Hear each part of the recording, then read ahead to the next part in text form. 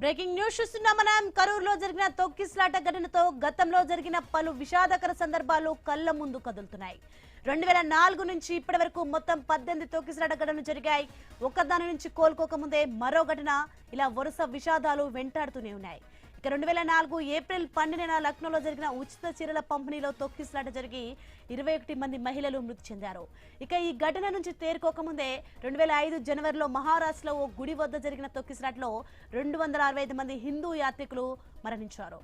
2008 August 3న Himachal ప్రదేశ్లో నైనాదేవి గుడి వద్ద 162 మంది భక్తులు మరణించారు.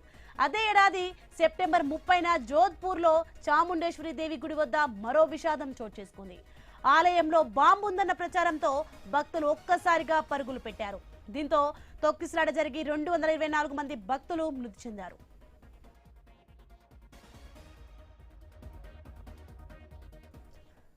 ఇక 2010 మార్చి 4న రామ్ జానకి గుడి వద్ద కుందాలో తొక్కిసలాట జరిగి 71 మంది మరణించారు. సరిగ్గా ఏడాది పూర్తి కాకముందే 2011 జనవరి 15న శబరిమల గుడి వద్ద 106 మంది భక్తులు మృతి చెందారు. ఇక 2013 ఫిబ్రవరి 10న కుంభమేళా ఉత్సవాల్లో విషాదకర ఘటన చోటు చేసుకుంది. అలహాబాద్ రైల్వే స్టేషన్లో జరిగిన తొక్కిసలాటలో 36 మంది మృతి చెందారు.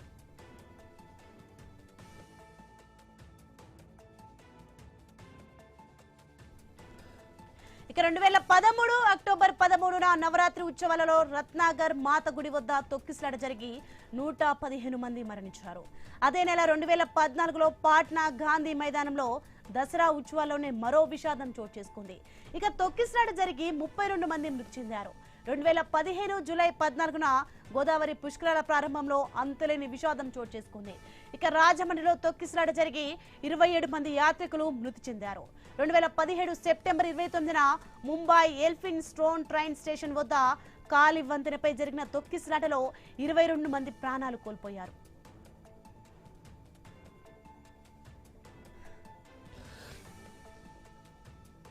ఇక 2022 డిసెంబర్ 28న నెల్లూరు జిల్లా కందుకూరులో ఒక రాజకీయ పక్ష సభలో తొక్కిసలాట వలన కొందరు కాల్వలో పడగా 8 మంది మృతి చెందారు.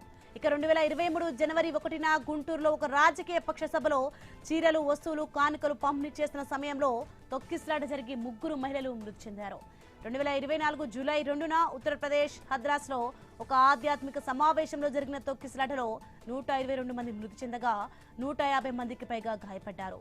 అంటే 2025 జనవరి 29న ఉత్తరప్రదేశ్ ప్రయాగ్రాజ్లో కుంభమేళా ఉత్సవం సందర్భంగా జరిగిన తొక్కిసలాటలో 30 మంది ప్రాణాలు కోల్పోగా 60 మంది గాయపడ్డారు.